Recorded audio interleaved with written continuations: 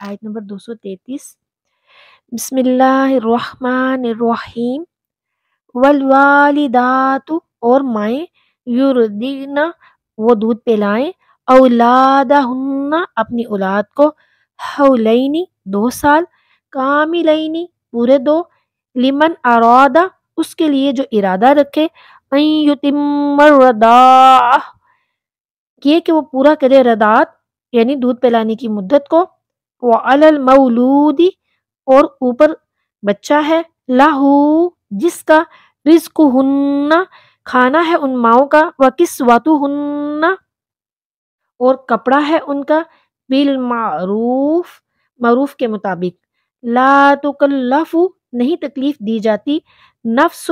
کسی شخص کو، الا وسعها مگر اس کی طاقت کے مطابق، لا تضار والدۃ بولدہا نہ نقصان پہنچایا جائے کسی ماں کو اس کے بچے کی وجہ سے، ولا مولود لہ اور نہ ہی باپ کو، بولدہ اس کے بچے کی وجہ سے، وعلی الوارث اور اوپر وارث کے، مثل ذالک مانند ہے اس کے، فإن ارادہ پھر اگر ارادہ کر لیں وہ دونوں، فصالاً دودھ چھڑانے کا، عن تراض منہما باہمی رضامندی سے ان کی، وتشاور اور باہمی مشورے سے، فلا جناح علیہما تو نہیں کوئی گناہ ان دونوں پر، وَإِنْ أَرَدْتُمْ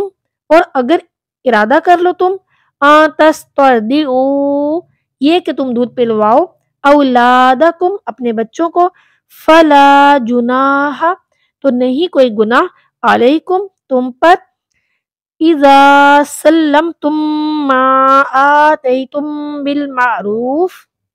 جب پورا ادا کر دو تم جو دینا ہو تم نے معروف طریقے کے مطابق، واتقوا اللہ اور تم ڈرو اللہ سے، وَاعْلَمُوا اور جان رکھو، ان اللہ بے شک اللہ، بما تعملون بصیر اس کو جو تم عمل کرتے ہو خوب دیکھنے والا ہے۔ اس آیت کا بامحاورہ ترجمہ ہے، اور مائیں اپنے بچوں کو پورے 2 سال دودھ پلائیں۔ یہ حکم اس کے لیے ہے جو دودھ پلانے کی مدت کو پورا کرنا چاہے اور جس کا بچہ ہے اس کے ذمہ دستور کے موافق ان ماؤں کا کھانا اور پہننا ہے۔ کسی شخص کو اس کی طاقت سے زیادہ مکلف نہیں کیا جائے گا، نہ ماں کو اس کے بچے کی وجہ سے ضرر دیا جائے اور نہ باپ کو اس کے بچے کی وجہ سے ضرر دیا جائے، اور وارث پر بھی اسی طرح لازم ہے۔ پھر اگر ماں اور باپ باہمی مشورے سے دودھ چھڑانا چاہیں تو ان پر کوئی حرج نہیں ہے، اور اگر تم دائیوں سے اپنے بچوں کو دودھ پلوانا چاہو تو تم پر کوئی حرج نہیں ہے، بشرطے کہ تم ان کو دستور کے مطابق اجرت ادا کرو اور اللہ سے ڈرتے رہو اور یقین رکھو کہ اللہ تمہارے کاموں کو دیکھنے والا ہے۔ اب اس آیت کا پچھلی آیتوں کے ساتھ چند طرح کا تعلق ہے کہ پچھلی آیت میں ہم نے پڑھا طلاق کے احکامات کے بارے میں، چونکہ طلاق کی صورت میں بچے کی پرورش میں بھی جھگڑا ہوتا ہے کہ باپ بچہ چھیننا چاہتا ہے اور ماں جو ہے وہ بچہ نہیں دینا چاہتی، اور کبھی ماں بچے کو باپ پر پھینک دیتی ہے یعنی اس کے حوالے کر دیتی ہے، لیکن باپ جو ہے وہ بچہ نہیں لینا چاہتا۔ اس لیے اب اس آیت میں رضاعت یعنی بچے کو دودھ پلانے کے احکامات بیان ہوئے ہیں۔ پچھلی آیتوں میں طلاق والی عورتوں پر مہربانی کرنے کا حکم دیا گیا کیونکہ وہ عدت میں دوسرے نکاح سے مجبور ہیں، یعنی کہ نکاح نہیں کر سکتی دوسرا جب تک کہ وہ عدت میں ہوتی ہیں، تو ان پر مہربانی کرنے کا حکم دیا گیا تھا۔ اور اب ان بچوں کی پرورش کا ذکر کیا جا رہا ہے جو ہر طرح والدین کے محتاج ہوتے ہیں، یعنی ماں باپ دونوں کے محتاج ہوتے ہیں۔ اور پچھلی آیتوں سے ہمیں معلوم ہوا تھا کہ طلاق والی عورتوں کو تکلیف نہ پہنچاؤ۔ تکلیف کی 2 قسمیں ہیں، جسمانی اور روحانی۔ جسمانی تکلیف کے بعد اب روحانی ایذا کی ممانعت کی گئی کہ ان سے ان کے دودھ پیتے بچوں کو نہ چھینو، اس میں ان کو روحانی ایذا پہنچے گی۔ اسلام سے پہلے عرب میں عورتوں پر ایک ظلم یہ بھی تھا کہ ان کے شیرخوار بچے ان سے چھڑوا دیے جاتے تھے، کبھی تو اس طرح کہ طلاق دے کر عورتوں کو نکال دیا اور اس کے بچے چھین لیے، اور کبھی اس طرح کہ ان کے بچے خصوصاً لڑکیاں ان کی گود سے چھین کر ان کو زندہ دفن کر دیا جاتا تھا۔ تو اس ظلم کو روکنے کے لیے یہ آیات نازل ہوئیں۔ حضور نبی کریم صلی اللہ علیہ وآلہ وسلم نے تو لونڈی اور غلاموں کے بچوں بلکہ 2 چھوٹے بھائی غلاموں کے الگ کرنے سے بھی منع فرما دیا، بلکہ چڑیوں اور دوسرے جانوروں کے شیرخوار یا بہت چھوٹے بچوں کو بھی الگ کرنا ممنوع قرار دے دیا، یعنی جانوروں پرندوں تک کو منع کر دیا کہ ان کے بچوں کو بھی علیحدہ نہ کیا جائے۔ سبحان اللہ، دیکھیں نا نبی کریم صلی اللہ علیہ وآلہ وسلم رحمت للعالمین ایسے ہی تو نہیں ہے۔ غرض یہ کہ یہ آیت بھی ان ظلموں کو روکنے کے لیے ہے جو عرب میں اسلام سے پہلے عورتوں پر توڑے جاتے تھے۔ اب دیکھیں خلاصہ کلام کہ طلاق کے بیان کے بعد یہ سوال طبعاً سامنے آتا ہے کہ اگر طلاق والی عورت کی گود میں شیرخوار بچہ ہو تو اس کی جدائی کے بعد اس کی پرورش کا طریقہ کیا ہوگا؟ اس لیے حکمت کا تقاضا تھا کہ بچے کی پرورش کے متعلق ماں باپ پر جو احکامات ہیں وہ اس موقع پر بیان کیے جائیں، لہٰذا یہاں ان مسائل کا بیان ہوا۔ آیت کا خلاصہ اور اس کی وضاحت یہ ہے کہ مائیں اپنے بچوں کو پورے 2 سال دودھ پلائیں۔ 2 سال مکمل کروانے کا حکم اس کے لیے ہے جو دودھ پلانے کی مدت پوری کرنا چاہے، کیونکہ 2 سال کے بعد بچے کو دودھ پلانا ناجائز ہوتا ہے، اگرچہ 2.5 سال تک دودھ پلانے سے حرمت رضاعت ثابت ہو جاتی ہے، اور اگر وہ میاں بیوی باہمی مشورے سے کسی اور سے بچے کو دودھ پلوانا چاہے اس میں بھی کوئی حرج نہیں، البتہ اس صورت میں دودھ پلانے والی عورت کو اس کی اجرت صحیح طریقے سے ادا کی جائے گی، اور ماں کو اس کی اولاد کی وجہ سے تکلیف نہیں دی جائے گی، اور نہ باپ کو اس کی اولاد سے تکلیف دی جائے گی۔ ماں کو ضرر دینا یہ ہے کہ جس صورت میں اس پر دودھ پلانا ضروری نہیں اس میں اسے دودھ پلانے پر مجبور کیا جائے، اور باپ کو ضرر دینا یہ ہے کہ اس کی طاقت سے زیادہ اس پر ذمہ داری ڈالی جائے۔ یا آیت کا یہ معنی کہ نہ ماں بچے کو تکلیف دے اور نہ باپ۔ ماں کا بچے کو ضرر دینا یہ ہے کہ اس کو وقت پر دودھ نہ دے اور اس کی نگرانی نہ رکھے، یعنی کہ اس کی جو دیکھ بھال ہے وہ نہ کرے، یا پھر اپنے ساتھ مانوس کر لینے کے بعد اس کو چھوڑ دے۔ اور باپ کا بچے کو ضرر دینا یہ ہے کہ مانوس بچے کو ماں سے چھین لے یا ماں کے حق میں کوتاہی کرے جس سے کہ بچے کو نقصان پہنچے۔ یہاں یہ بھی ذہن میں رکھیں کہ دودھ پلانے کے حوالے سے جو باپ کا قائم مقام ہے اس کا بھی یہی حکم ہے۔ بچے کو دودھ پلانے کے حوالے سے چند احکامات ہیں۔ نمبر 1، ماں خود خواہ متعلقہ ہو یا نہ ہو اس پر اپنے بچے کو دودھ پلانا واجب ہے، بشرطے کہ باپ کو اجرت پر دودھ پلوانے کی قدرت نہ ہو یا کوئی دودھ پلانے والی میسر نہ ہو، یا پھر بچہ ماں کے سوا کسی اور کا دودھ قبول ہی نہ کرتا ہو۔ اگر یہ باتیں نہ ہو، یعنی بچے کی پرورش خاص ماں کے دودھ پر موقوف نہ ہو، تو پھر ماں پر دودھ پلانا واجب نہیں، مستحب ہے۔ اور دودھ پلانے میں 2 سال کی مدت کا پورا کرنا لازم نہیں۔ اگر بچے کو ضرورت نہ رہے اور دودھ چھڑانے میں اس کے لیے خطرہ نہ ہو تو اس سے کم مدت میں بھی دودھ چھڑایا جا سکتا ہے، یہ جائز ہے۔ اور بچے کی پرورش اور اس کو دودھ پلوانا باپ کے ذمہ واجب ہے، اس کے لیے وہ دودھ پلانے والی مقرر کرے، لیکن اگر ماں اپنی رغبت کی وجہ سے بچے کو دودھ پلائے تو یہ مستحب ہے۔ اور شوہر اپنی بیوی کو بچے کے دودھ پلانے کے لیے مجبور نہیں کر سکتا، اور نہ عورت شوہر سے بچے کے دودھ پلانے کی اجرت طلب کر سکتی ہے جب تک کہ اس کے نکاح یا عدت میں رہے۔ اگر کسی شخص نے اپنی بیوی کو طلاق دی اور عدت گزر چکی تو وہ اس بچے کے دودھ پلانے کی اجرت لے سکتی ہے، اور بچے کے اخراجات باپ کے ذمہ ہوں گے نہ کہ ماں کے ذمہ۔ تو آیت سے یہ بھی معلوم ہوا کہ بچے کا نسب باپ کی طرف شمار کیا جاتا ہے، کیونکہ اللہ تعالیٰ نے مولود یعنی بچے کو لاہو یعنی مذکر کی ضمیر کی طرف منسوب کر کے بیان فرمایا، لہٰذا اگر باپ سید ہو اور ماں غیر سیدہ ہو تو بچہ سید ہے، اور اگر باپ غیر سید ہے اور ماں جو ہے وہ سیدہ ہے تو پھر بچہ غیر سید ہی شمار ہوگا۔ اور آیت کے اس حصے میں جو کہا گیا وہ علی الوارث مثل ذالک، اور جو باپ کا قائم مقام ہے اس پر بھی ایسا ہی ہے، یعنی اگر باپ فوت ہو گیا تو جو ذمہ داریاں باپ پر ہوتی ہیں اب وہ اس کے قائم مقام پر ہوں گی، یعنی کہ وہ چچا بھی ہو سکتا ہے، تایا بھی ہو سکتا ہے، کوئی بھی ہو سکتا ہے، تو جو باپ کی ذمہ داریاں تھیں اب اس کا جو قائم مقام باپ ہے وہ ذمہ داریاں اب اس پر ہوں گی۔ اب اس آیت کا پچھلی آیتوں کے ساتھ چند طرح کا تعلق ہے کہ پچھلی آیت میں ہم نے پڑھا طلاق کے احکامات کے بارے میں، چونکہ طلاق کی صورت میں بچے کی پرورش میں بھی جھگڑا ہوتا ہے کہ باپ بچہ چھیننا چاہتا ہے اور ماں جو ہے وہ بچہ نہیں دینا چاہتی، اور کبھی ماں بچے کو باپ پر پھینک دیتی ہے، یعنی اس کے حوالے کر دیتی ہے، لیکن باپ جو ہے وہ بچہ نہیں لینا چاہتا۔ اس لیے اب اس آیت میں رضاعت یعنی بچے کو دودھ پلانے کے احکامات بیان ہوئے ہیں۔ پچھلی آیتوں میں طلاق والی عورتوں پر مہربانی کرنے کا حکم دیا گیا، کیونکہ وہ عدت میں دوسرے نکاح سے مجبور ہیں، یعنی کہ نکاح نہیں کر سکتی دوسرا جب تک کہ وہ عدت میں ہوتی ہیں، تو ان پر مہربانی کرنے کا حکم دیا گیا تھا۔ اور اب ان بچوں کی پرورش کا ذکر کیا جا رہا ہے جو ہر طرح والدین کے محتاج ہوتے ہیں، یعنی ماں باپ دونوں کے محتاج ہوتے ہیں۔ اور پچھلی آیتوں سے ہمیں معلوم ہوا تھا کہ طلاق والی عورتوں کو تکلیف نہ پہنچاؤ۔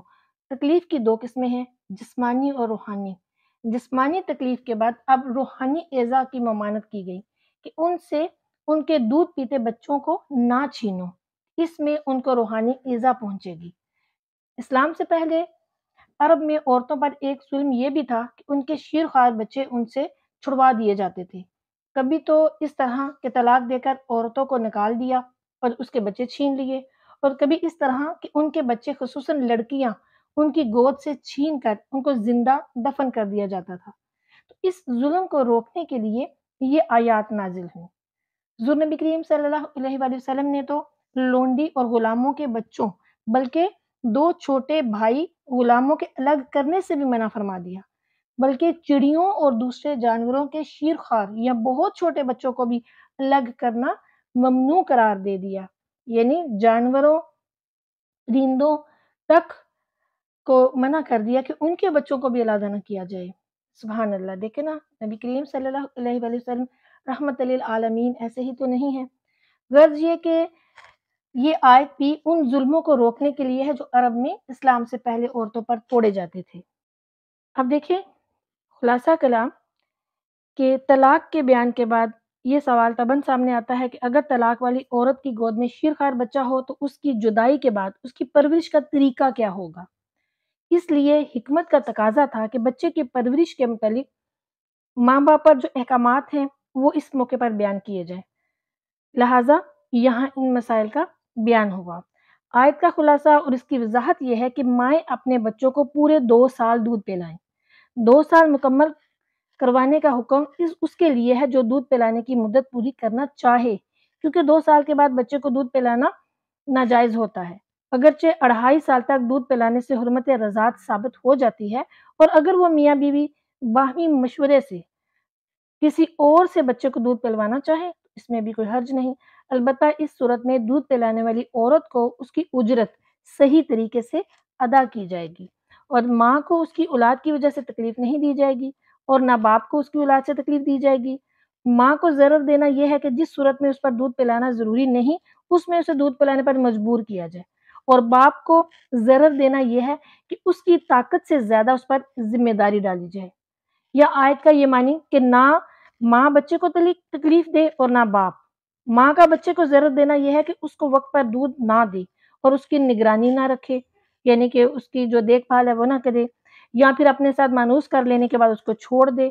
اور باپ کا بچے کو ضرر دینا یہ ہے کہ مانوس بچے کو ماں سے چھین لے یا ماں کے حق میں کوتاہی کرے جس سے کہ بچے کو نقصان پہنچے۔ یہاں یہ بھی ذہن میں رکھیں کہ دودھ پلانے کے حوالے سے جو باپ کا قائم مقام ہے اس کا بھی یہی حکم ہے۔ بچے کو دودھ پلانے کے حوالے سے چند احکامات ہیں۔ نمبر 1، ماں خود خواہ متعلقہ ہو یا نہ ہو اس پر اپنے بچے کو دودھ پلانا واجب ہے،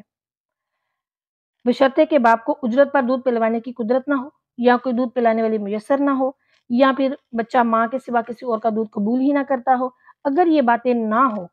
یعنی بچے کی پرورش خاص ماں کے دودھ پر موقوف نہ ہو، تو پھر ماں پر دودھ پلانا واجب نہیں، مستحب ہے۔